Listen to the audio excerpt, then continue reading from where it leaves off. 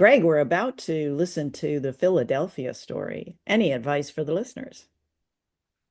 Mary, this is not a romantic comedy. This is a suspense thriller. We've got three famous stars. We've got Cary Grant, James Stewart, Katharine Hepburn. Now, there's actually three men, three good-looking guys. I don't find their personalities particularly appealing, but I may not be the target market. And so the suspense is which one will end up with a wonderful character created by Katharine Hepburn. My fingers are crossed that it's none of the above, but shall we see? Let's listen and find out.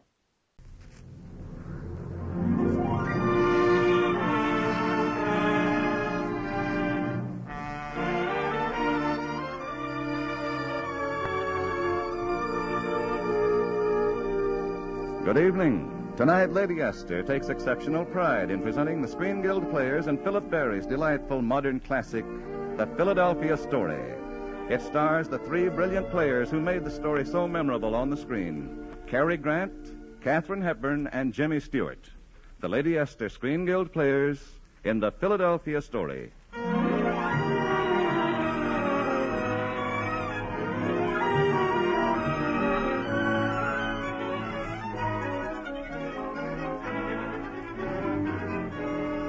Tracy Lord's first marriage to C.K. Dexter Haven was dissolved by a vigorous right to the jaw. And now Tracy is about to be married again. The season's most important event to mainline society in Philadelphia and streamline journalism in New York. Which brings us to the office of Mr. Kidd, owner and editor of Spy magazine. Miss Imbrie, you'll take your camera, of course. Connor, you'll take your own special talents. Where? Yeah, what's the deal? Your assignment will be Spy's most sensational achievement, Tracy Lord. Tracy Big Lord? game hunting in Africa, fox hunting in Pennsylvania, married on impulse and divorced in rage, and always unapproachable by the press. The unapproachable Miss Lord. Now, look here, if you The think Philadelphia that story. Closed with the portals of snobbish fox hunting, No, wait.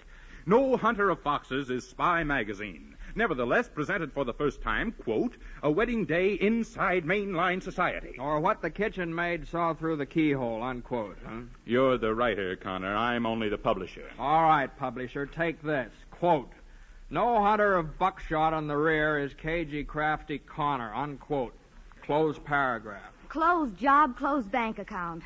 Look, Mr. Kidd, how could we even get inside the estate, let alone into the house? Oh, it's been arranged. Miss Wallace? Yes, sir. Send him in, please. Now, Liz, no, wait a minute. We won't do it. It's degrading, demeaning, undignified. So is an empty stomach. Now, just relax. We'll have to... Hello. Who are you? Connor, this gentleman has been employed in our Buenos Aires office. I believe he can help us. How? Tracy Lord's brother, Junius, is in the American embassy down there, and an old friend of this gentleman. He'll introduce you to the family as an intimate friend of Junius. Dear old Junius, Oh, does Tracy Lord know this guy? Oh, yes. Yes, you might say Tracy and I grew up together. You might also say you're C.K. Dexter Haven, and you were Tracy Lord's first husband. Yes, you might. Holy muck, what goes on here? Oh, I remember that honeymoon very well, Mr. Dexter Haven. You and she in a little sailboat. The true love, wasn't it? That's right. How did you know? I was the one photographer whose camera you didn't smash. You were terribly nice about it. You threw it in the ocean. Oh, one of those, huh? Yes, that's right. I rather thought our honeymoon was our own business. Incidentally, he paid for all the cameras, Mike.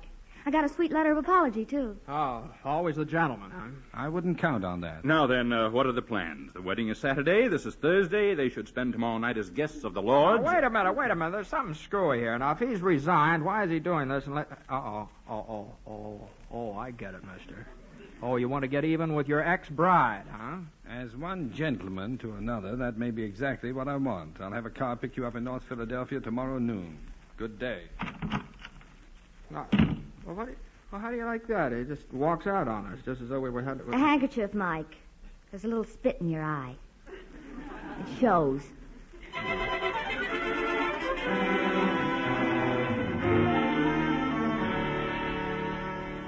Oh, dear, so many things to do in so little time. Tracy, when you finish listing those wedding presents... Mother, how do you spell omelet? 2 L's, 2 M's, one or the other. Omelet. That's a funny wedding present. Dinah, dear, it's an omelet dish. This one... It stinks. Oh, darling, don't say stinks. If necessary, smells, but only if absolutely necessary. Mother, if I ever finish writing down, this lamp, isn't it awful? Yeah, let me see that card. Oh, yes, friends of your father's. Wouldn't you know? What are they, tap dancers or just musical comedy producers? Tracy, that's hardly fair to your father's interest in the arts. The arts, the art of putting up a fortune to display the shapely legs of some... Tracy, please. Well, I'm certainly glad George isn't like that. Mother, isn't George an angel? George is an angel. Is he handsome or is he not? George is handsome. I like Dexter. Really? Why don't you stop the wedding? How? Get smallpox. Oh, please. Don't give her any ideas, Tracy. Now, Dinah. Gee, Tracy's always so mean about Dexter. Well, darling, he was rather mean to her. Did he really sock her? Dinah. Really, Mother, if I don't choke her before Saturday... That'd stop the wedding, wouldn't it? It would not. You're supposed to be riding, young lady. Yes, Dinah, they must be waiting at the stable. All right, all right. Mother, Yes, dear. how do you get smallpox? Oh. Dinah, please go. Oh, I'm going. Now then, Tracy, let's get those lists finished and... Mother, that whistle. Dexter, you're back. Dinah, my dream girl, my own true love. Oh, no, it can't be. He wouldn't dare. Mother, look, he's here. Mother, it's Dexter. Well, hello. Dexter Haven, you go right back where you came from. I can't. Dinah says it's too awful here without me. Redhead, if you don't look in the pink. Much too nice for George. If you think you can walk in here and... Dexter, tell me, how is Junius? Oh, Junius is fine. Heartbroken, of course, not to be here for the wedding. I suggested representing him as best man, but... Dexter, I appreciate your offer, but I'm afraid George would prefer to have his best man sober. Ah, yes. Well, I'm sure you'll like the people Junius did send. People? That Junius sent, did you say? Yes, Miss Imbrie and Mr. Connor. They're waiting now in the south parlor. You really ought to tell them what rooms they're to have. Rooms? Dexter, have you switched from liquor to dope by any chance? Well, it was Junius's idea, you see. They've been terribly nice to him, and when they said they were coming to Philadelphia... Dexter Haven, you're lying. I can always tell. Can you, Red? Yes, you have a habit of... Just a minute now. You went to work after the divorce, didn't you? Well, not right after. First, I tested several hundred bottles of bourbon. But after that, you took a job in South America. What for? A magazine. Ah, and it wasn't by any chance Spy magazine. Oh, you're just a mass of intuition. And I don't suppose Junius's friends are photographers by any chance. Well, not exactly by chance. I thought you were low, Dex, but I never thought, you... Ah, no, you're slipping, Red. I used to be afraid of that look, the withering glance of the goddess. I didn't think that alcohol would destroy your last shred of decency so soon. I ought to... Tracy, please. Dinah. Oh, Mother, not yet. Come along, dear. You're late for your ride. But, Mother, maybe he's going to sock her again. Dexter, I'll have no argument about this. I want those people out of here, and you too. Yes, Your Majesty. But first, could I interest you in some small blackmail? No, you... What?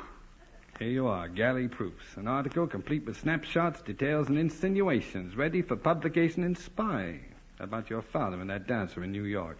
Father and Tina Mara? But they can't publish this. It's got to be stopped. Well, it is stopped temporarily, if you'll allow Miss Imbrie and Mr. Connor to turn in the story on your wedding. And when Mr. Kidd says story, he means story. I'm going to be sick. Yes, dear. An intimate day with a society bride. I am sick. Too bad. Well, they're in the south parlor, Your Majesty. Shall I conduct you in? Don't bother, please. I'm sure I know the way.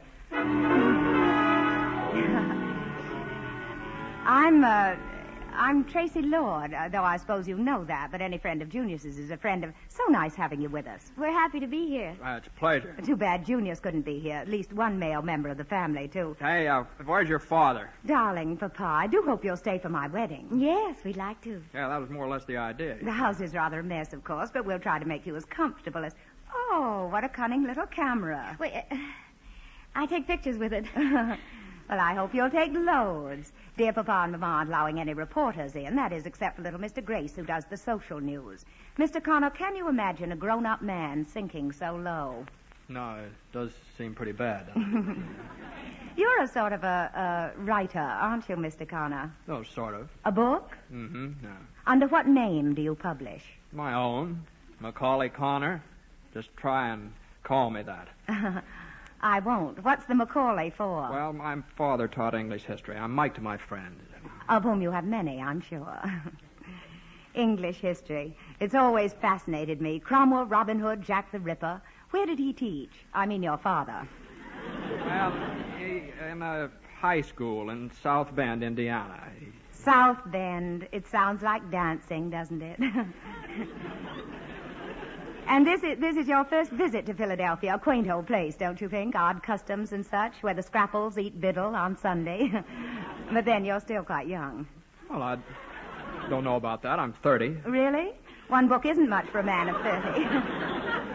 I don't mean to criticize. You probably have other interests outside your work. No, none. Unless. Oh, how sweet. Are you two going together? Well, sort of. Engaged, I presume. No, but... But very much in love. Oh, isn't that a little personal? Is it? Well, it's so very interesting, Miss Imbrie. Miss Imbrie, if a man says he loves a girl, don't you think he ought to marry her? Hey, now, just look. Please, Mr. Connor. I asked Miss Imbrie a question. Well, it depends. I'm disappointed, Miss Imbrie. I've been very frank with you. However, I'll send the butler to show you your rooms. You'll join us, I hope, at the swimming pool. Ah. Wow. That's what I say. Who's interviewing whom? Yeah, just steady, old girl. Now, don't let her throw you. You want to take over? I want to go home, but since I'm on the job, I'll settle for the swimming pool. And then she came out, and he wandered in, and then Hello. Find out. Mr. Connor. Yeah, you said to come down here. I didn't mean to interrupt your reading. It's nothing important, I hope. You bet. It's very important. It's your book. Oh? Oh. Well, I didn't know you had it. Well, I didn't. I sent to the library for it. Oh? Wow. You like it? I like it very much. Especially the story called With the Rich and Mighty. I think I like that one best. Really? Well, I got the title from a Spanish peasant's proverb. With the rich and mighty, always a little patience. I like that. Tell me something, will you, Connor? When you can write a book like this, how can you possibly do anything else? Well, you'll never believe it, but there are people in this world that have to earn a living. You know. Yeah, of course, but people buy books, don't they? Not if there's a library around. That book represents 2 solid years' work, and that'd Connor less than... Oh, heck, that's Dexter. Look, stand by, will you, Connor? I don't want to be alone with him. Well, there you are. Funny, just where I thought you'd be. Fancy seeing you here. Orange juice? Certainly. Don't tell me you've forsaken your beloved whiskey and whiskeys. No, but I think a pale pastel shade would be a better color for me today. And how about you, Mr. Connor? You drink, don't you? Alcohol, I mean. Little. A little, and you a writer? Dexter, will you do something for me? Anything, Red? What? Crawl into some small hole until after the wedding? Oh, I couldn't do that, at least not until I've... Connor, don't miss a word. Don't miss a word. We're going to talk about me. Why not? You find the subject fascinating. You're far and away your favorite person in the world. Of course, Mr. Connor, she's generous to a fault. To a fault, Mr. Connor. Except to other people's faults. For instance, to what used to be my deep and gorgeous thirst. It was disgusting. Weakness, sure, and strength is your religion. Well, when I realized I was not expected to be a loving husband and a good companion, but a kind of a high priest to a virgin goddess. Dexter, you... Well, then my drinks grew more frequent and deeper, that's all. Connor, don't you let him make you think... Why, he's gone. I like him. Dexter, what are you trying to make me out as? Red, what do you fancy yourself as? What are you trying to do with this marriage to George? How can you even think of it? George Kittredge is everything you're not. He's been poor, and he's had to work, and he's had to fight for everything, and I love him as I never even began to love you. Really? Oh, you really are in love. Yes, I am, and you needn't sound so contemptuous. I'm not, Red. Never of you. You could be the finest woman in the world if you just learn to have some regard for human frailty. If only you'd slip a little sometime. But I guess that's hopeless. Your sense of inner divinity won't allow that. This goddess must and shall remain intact. This woman must represent her class, a special class, the married maidens. So help me, Dexter, if you say another word... Tracy, darling, you there by the pool? George... That's a new high priest. I'll run along. Here, Red, I brought you a little wedding present. Sorry I had no ribbon to tie it up with. So long, Red. A present? Well, I wonder what...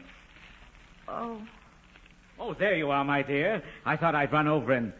Tracy, aren't you going to say hello? Yeah. Hello, George. What's that you've got? Oh, a wedding present from Dexter. A photograph? A picture of the true love. The what? We sailed her up the coast of Maine and back the summer we were married. My, she was yar. Yar? What's that? It means, easy to handle, quick to the helm, fast, bright. Everything a boat should be, until it develops dry rot. Oh, George. Oh, there now, he'll not upset you anymore. He never appreciated you anyway. How could he? Anyone as wonderful as you. George. It's what I've always thought from the first time I saw you. You're like some marvelous, distant, queen, I guess. There's kind of beautiful purity about you. George. It's what everyone feels. They worship you, darling. George, listen, I don't want to be worshipped. I want to be loved. Oh, you're that, too. I mean, really loved. Of course. And now I'll have to hurry, darling. Big party tonight, you know. I'll pick you up around 9. Well, Connor. Hey, Connor. Are you around here somewhere? Yeah, here in the dressing room. What, are you calling me? Yes, I was. Connor, do you ever take a drink? A drink? Oh, yes, sometimes. Well, that's good. Let's go in and open a bottle of champagne.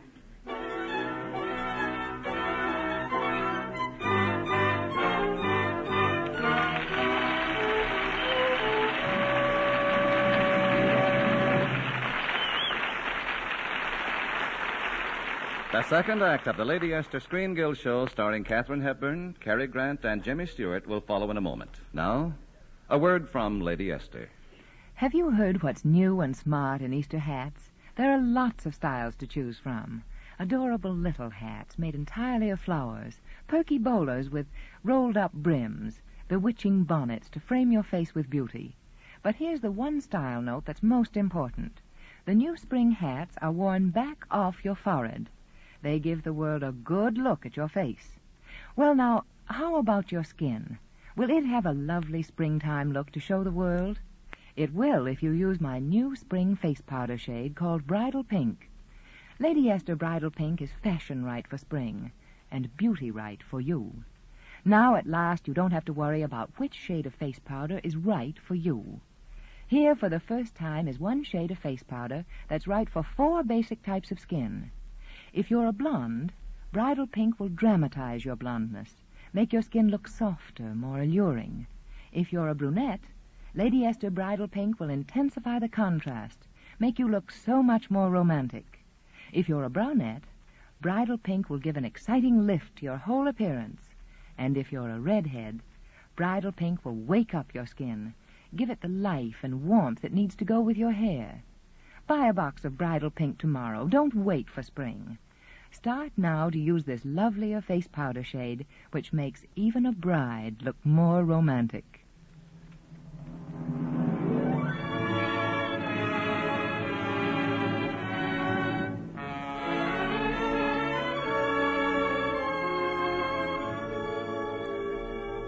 And now Lady Ester presents the second act of the Philadelphia story starring Jimmy Stewart, Katharine Hepburn, and Cary Grant.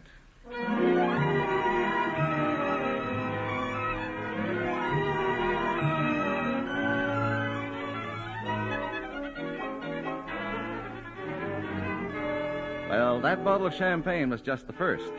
Later, at the party on a neighboring estate, Tracy and Mike sampled quite a few more, until George departed in a huff and left Mike to escort Tracy home. That's where we find them now, just arriving with a bottle they've brought along for the road. Well, here we are, Professor. You know, it's funny I never noticed this lake before. Silly, that's a swimming pool. Oh. You know, champagne's tricky. I'm used to bourbon. Bourbon's a slap on the back. Champagne's a heavy mist before my eyes. A quick swim will fix that. Dexter and I always swam after parties. Well, let's forget about Dexter. Have a drink now. Why not? Mike, do you hear a telephone ringing? I did a little while ago. No, I can't hear it. Well, no. Yes, I do. No. Oh, it's very far away. Mm-hmm. That's my bedroom telephone, and it's probably George. I better go in and... No, it stopped. Fine. Go, drink your champagne. Mm-hmm. That's a good idea. Hello, you. Hello. You look fine. I feel fine. Did you like the party? Sure. The prettiest sight in this fine, pretty world. The privileged class enjoying its privileges.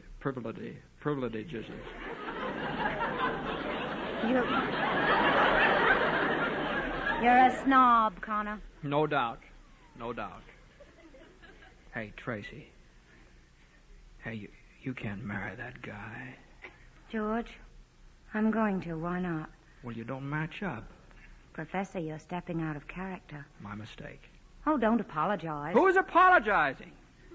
Really, I never knew such a man. I guess I never knew a girl like you, Tracy. Yeah?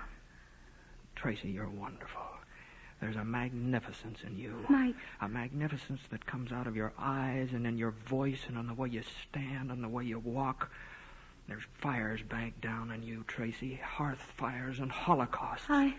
You don't think I'm like a goddess? Your flesh and blood, that's the blank, unholy surprise. But you're the golden girl, Tracy. You're full of life and warmth and delight. Hey, what goes on? You got tears in your eyes. Shut up. Oh, Mike, keep talking, talk, will you? What good is talk, Tracy? Golly, Moses. Well, nobody's ever kissed me like that. Tracy, I want to tell you something. Please, all of a sudden I've got the shakes. Please, Tracy. It's as though my insteps were melting away. Oh, gee, what is it? Have I got feet of clay or something? Tracy, you're so lovely. Wait, I know. The pool, there's a moon, and it's warm, and we could go... Now? No. Mike, put me in your pocket and let's go swimming.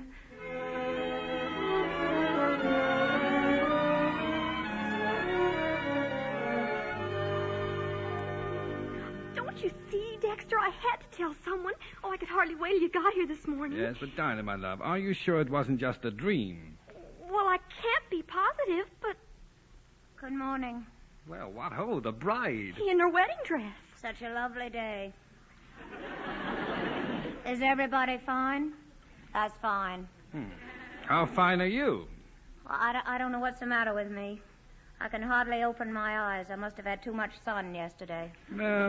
It's awfully easy to get too much. Tracy, you're not really going to, are you? Going to what? Marry George after last night. Last night? What are you talking about? Tracy, don't you even remember?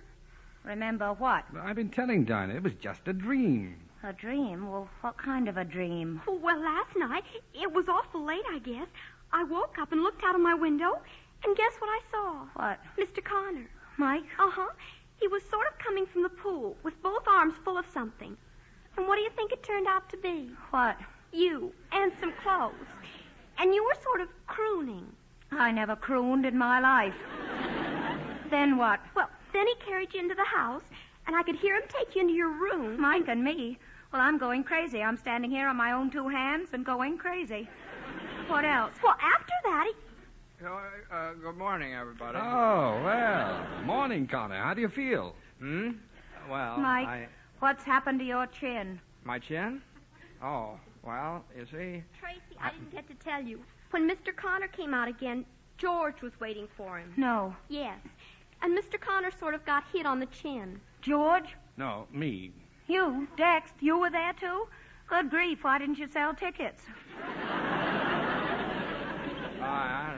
I'll say Dexter was there. What a clip he gave me. Oh, well, I'm sorry, Mike. I thought I'd better hit you before George did. He's in better shape than I am. Dex, Mike, will somebody please tell me what happened before I go stark raving mad? On the level you don't know? Of course I don't know. I don't remember anything. Lucky Tracy. She's drawn a blank. Shut up, Dex. Mike, you tell me. Well, Tracy, yes. Tracy, are you ready, darling? The guests are all here and the bishop's waiting. And, oh, dear, where is George? George. Good heavens, Tracy, I forgot he was here at 10 and left this note. For me? Well, I wonder what he could have... Well, go on, read it out loud, Red. We're all friends. Yes, I will. Listen to this. Quote, your conduct last night was so shocking to my ideals of womanhood that my attitude toward you and the prospects of a happy and useful life together... Tracy? Hello, George. Tracy, I didn't dream you. All these people. Why, it's only a letter from a friend. They're my friends, too. I thought I ought to come and explain. It's clear enough, George. You're chucking me over, and good riddance. Well, after all, I have a point, you know, on the very eve of your marriage. Well, just a minute, George. Mike, why don't you tell him what happened last night? Well, exactly 2 kisses and 1 late swim, after which I deposited Tracy in her room and I left. You mean to say that's all there was to it? I do. Why? Was I so terribly unattractive, Mike? So distant, so forbidding that you... No, No, you were extremely attractive and far from distant or forbidding, but you were also, You were pretty pixelated, Red. Yeah, and there are rules about that.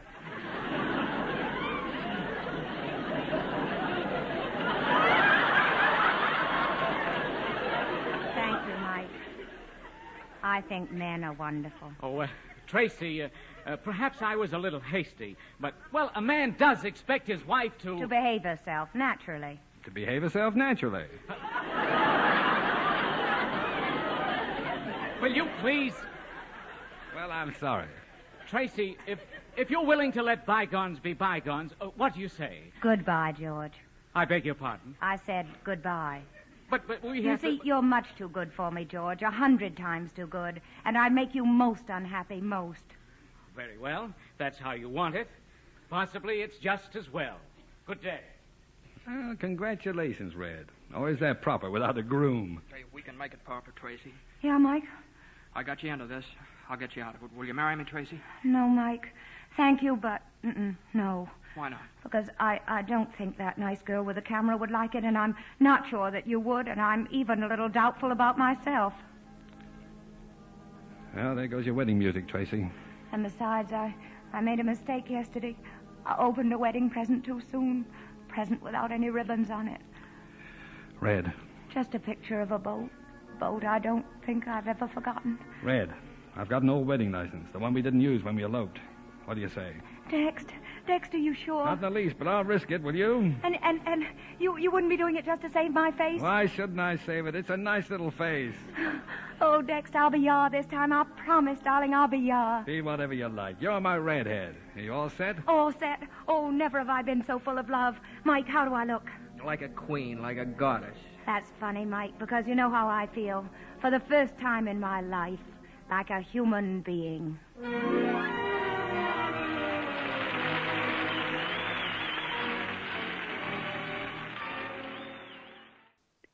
All right, Greg, we've listened to the Philadelphia story. What did you think? Mary, I told you that it wasn't a romantic comedy, it was a suspense thriller. Which of those three guys was she, Tracy, going to end up with? So we've got the dopey George, you've got the bashful but boozy when he's had a few, Connor, the journalist, and we've got the bourbon-soaked but charming, in some ways, Dexter. And why on earth did she end up with Dexter again? You know, strike two. Good Lord. Now, as I've said earlier, you're a woman of the world. Please explain why she ended up with Dexter. Now, yes, a puzzling outcome, I must admit. I was definitely had my money on the journo, Mike. Yeah. Certainly inspired casting. You've got Cary Grant, Katharine Hepburn, James Stewart, and the photographer who is played by the wonderful Ruth Hussey. And she has some very snappy dialogue. I really like the dialogue there. There's one stage in one of the scenes where the editor of Spy magazine assigns the journalist, Mike Connor, and the photographer, Miss Imbray. Miss Imbray, to do this, basically the social page story.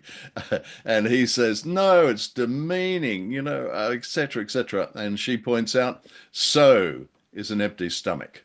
Now, that's a sort of, as a freelance journalist, I can sympathize with the writer, but I also understand the pragmatism of the photographer.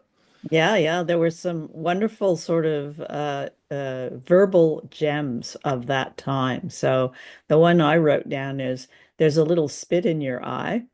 And yes, so you've been insulted is what that means. And of course, we have the toast, which probably people don't do anymore, which is, here's spit in your eye. Did you ever hear that toast, Greg?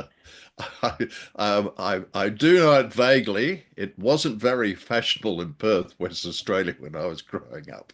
Might be a North American thing. Could well be. I think just a simple cheers. But nevertheless, in terms of the dialogue, one of the things that I liked it when Dexter is pointing out that Tracy she's generous to a fault, and Tracy says, that's right, to a fault. And then Dexter comes in with, yes, except to other people's faults. For instance, to what used to be my deep and gorgeous thirst, because he is presumably a reformed alcoholic.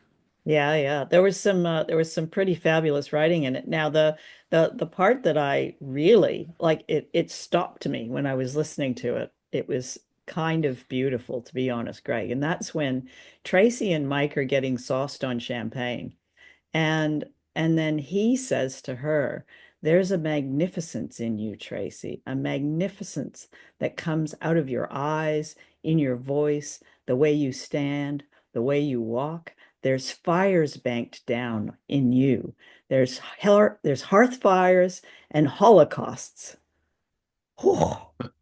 I thought it was beautiful, actually. I, it was. There's some wonderful touches. So, as we both know, the radio play is based on the original screenplay by Donald Ogden Stewart, which in turn was an adaptation of the Broadway dramatist Philip Barry's play, which he wrote for Katharine Hepburn, because in the late 30s, she was seen by some of the people in Hollywood as box office poison, and she was going to prove them wrong.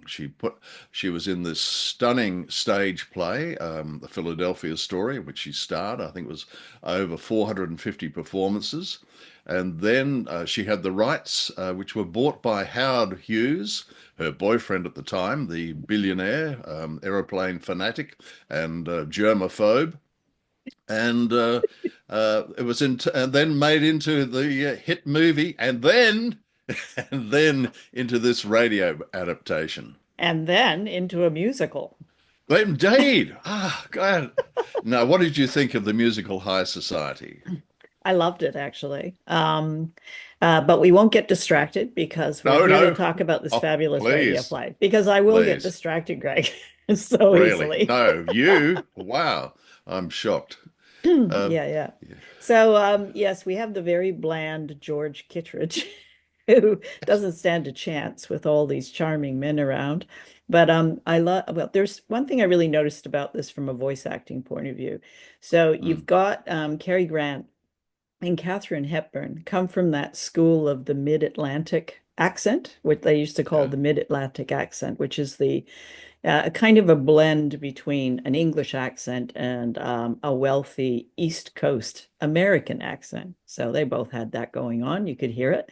But I loved that Jimmy Stewart, was just unapologetically American sounding in this, and he's got such a wonderful voice. Did you notice his voice?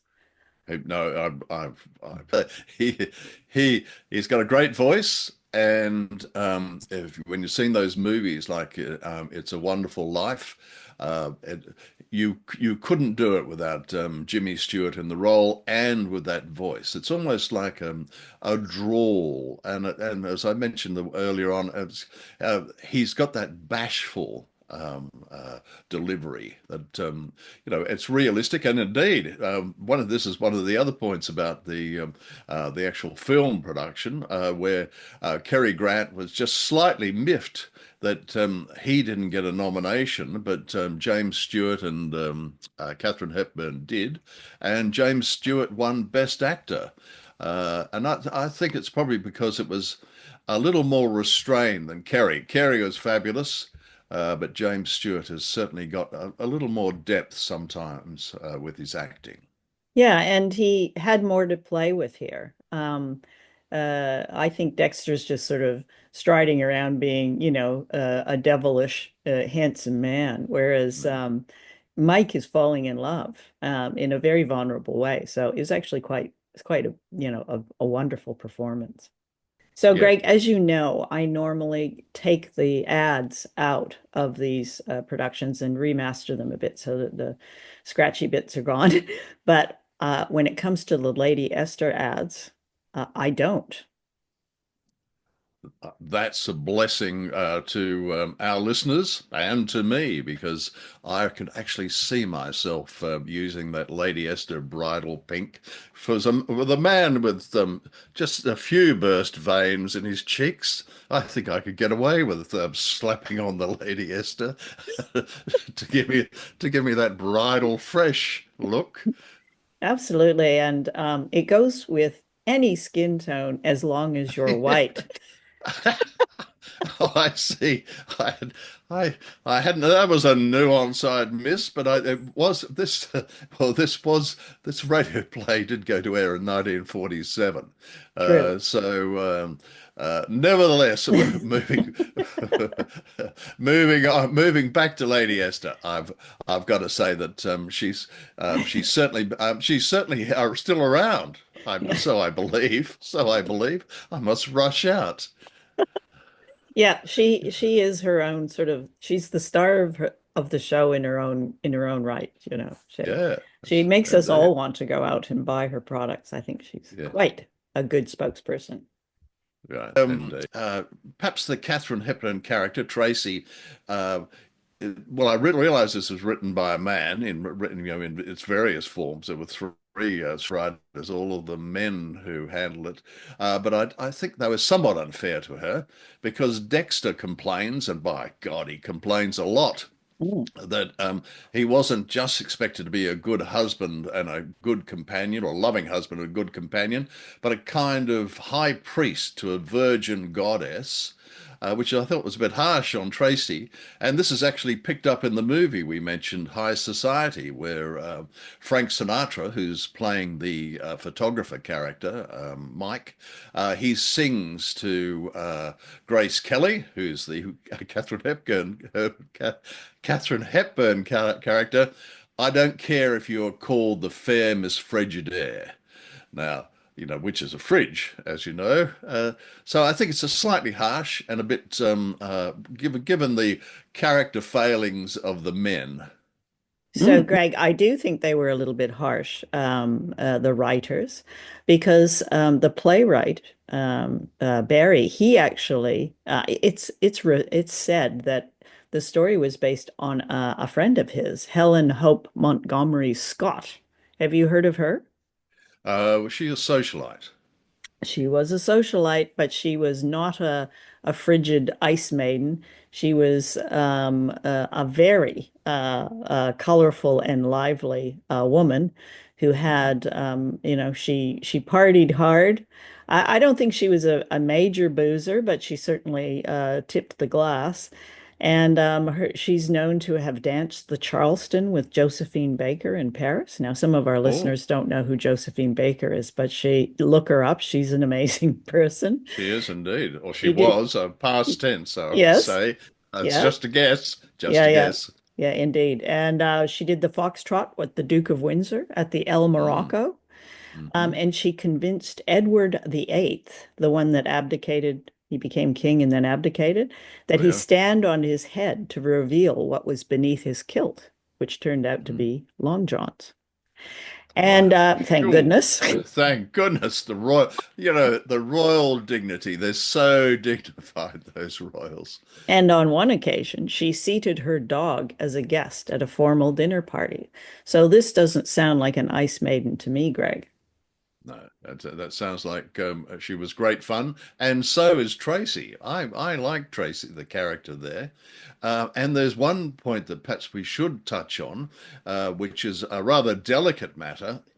In the movie, Dexter storms up to the front of Tracy's house and he pushes her on the forehead where she falls backwards through the door. Now, obviously, you and I believe that there's no excuse for violence against women, and the term "sock" (SOCK) is used in regards to Dexter and Tracy about him socking her. He pushes her backwards through the door. So, I'm ambivalent. When I saw the movie years and years ago, I thought it was upsetting at the time. Did you remember that scene there?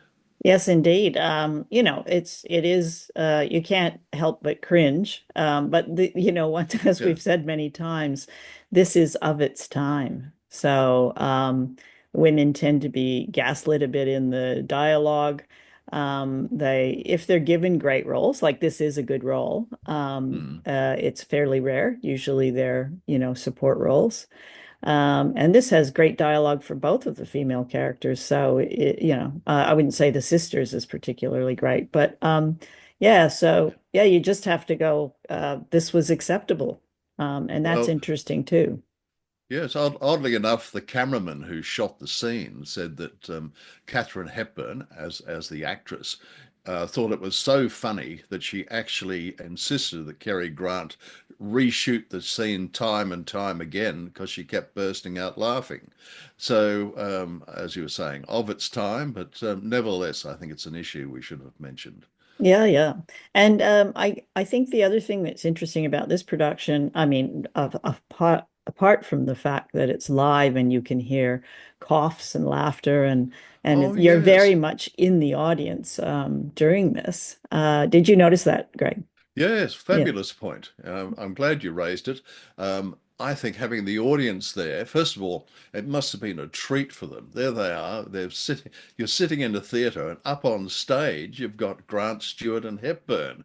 I mean, that is star power right there. You could light up a small town with those star power from those three people, and the audience laughs on cue, which is great, and so they just give it an extra depth. Absolutely. Better than canned laughter any day. But Uh, the thing about this was it was a fundraiser for the Motion Picture Relief Fund. Did you check that out? Because I looked into it a little bit to see what it was. I did look at it, and Yeah. over the months with the Shiver Show, we've had previous Screen Guild Theatre productions where the stars from major movies, for example, Humphrey Bogart from when he was in both The Maltese Falcon and in Casablanca, they go on stage and they donate their fees to this movie industry charity. Yeah, I think that was a different charity that was for the war effort to some extent, whereas the Motion Picture Relief Fund, which was set up in 1940, was set up for actors and crew that were experiencing financial or emotional difficulties in their life, and it was Mm. sprung by the thing that made it happen was that there were four actors that committed suicide as a result of financial difficulty in a very short period of time. And then they decided they had to do something to give them some support. So they bought 48 acres in an area near Los Angeles and started up something that still operates to this day. Did you know that it's still going? Yes, I looked that up to see that it was still there. I believe the British acting industry, if I can put it like that, or the film industry and the theatre industry has a similar charity. Yeah, and this thing is now like a 250 bed hospital. It's got aged care. It's got a campus for learning, lifelong learning. It's got a huge theater so they can put on films and productions. And it sounds like a heck of a place. I think we should check it out sometime, Greg, and see whether it should be talked about on the Shiver Show. Well, we'll we'll do anything to also get a sponsor on the Shiver Show. I wonder if Lady Esther would like to. After all, with my using this bridal pink face powder, that's what's giving me the gorgeous glow, and it's not the Irish whiskey. Uh, Um, in regards to the Philadelphia story, one thing that I did find very uplifting was that so-called experts can be wrong. And the experts in this case were saying in the late 1930s that Katharine Hepburn was box office poison. And she proved them wrong. She had faith in herself. And this Philadelphia story is really her story. This is about her comeback in the movie industry. Yeah, and went on to have a fabulous career that went well into her, I think, in her 70s, right? She did On Golden Pond. I think that was her last. Yes. Yeah. And The Right. Lion and Winter were the two last couple that I remember Oh, seeing. yes, that's right. She Yeah. was fabulous in that. Yeah. Fabulous. Yeah. So Greg, have you ever heard of an author insertion character? Do you know what that No, is? I haven't. No, I Okay, haven't. I'll explain. So, an author insertion character is when somebody writes a story, they often insert themselves into the story in disguise as one of the characters, you know. So it's Oh, just a psychological thing that often happens with writers. well, like a So, Hitchcock. Alfred Hitchcock would do in a movie, for yeah, example. yeah. Well, he sometimes just has a little cameo appearance, but this You can know. be a major role. So, Oh, right. let's just say we understand what an author insertion character is. And Okay. Greg, you're a journalist and you're an author. So That's right. The if you were, Berlin Cross. The yes, Berlin the Cross. Berlin Cross. Available in a remainder bin in a good bookstore near you. Quite possibly not as well. Yeah. So imagine that you are Mike in this Uh, situation. So yeah. not only are you a journalist, but you also have written a novel. And this fabulous woman whose story you're covering actually goes to the trouble to get your novel and is reading it and then tells you, it's not bad. How would you feel about that, Greg? Well, I'm glad you raised that. This has happened a couple of times with me, and I would like to say that the people who got that novel were just sitting there dabbing their forehead and sighing with joy, and they were just overwhelmed. But usually they just they start nitpicking. So they say, Berlin after the World War II. Do you really think that those Berlin airlift aircraft were bringing in such and such a product? They miss. They miss the glamour. They miss the excitement. They focus on the detail. Yeah, But yeah. I can see why he was excited. Frankly, particularly if somebody actually pays for a book. As he points out in this case, she went to the library, so no book sales. Well, all I can say is if I'm ever in a situation where I have three men that are vying for my love and attention, and I'm allowed to, canoodle and have a swim in a pool with Champagne and James Stewart, I'm going to take that opportunity if it comes my way, Greg. Um, Look, I don't want to mention this, Mary, but I think I can get your husband on the phone at the moment. But actually, wait a second. I don't think James Stewart is with us anymore. That's Yet why it's another okay person. to say it. Ah, okay, a little bit past tense. Yes, the Yes. Well, ghost, in the that case, ghost of Jimmy Stewart. hey, we're playing that game. Grace Kelly and I, the Tracy character from the High Society movie. I think Grace Kelly and I could have gone for a swim in our day.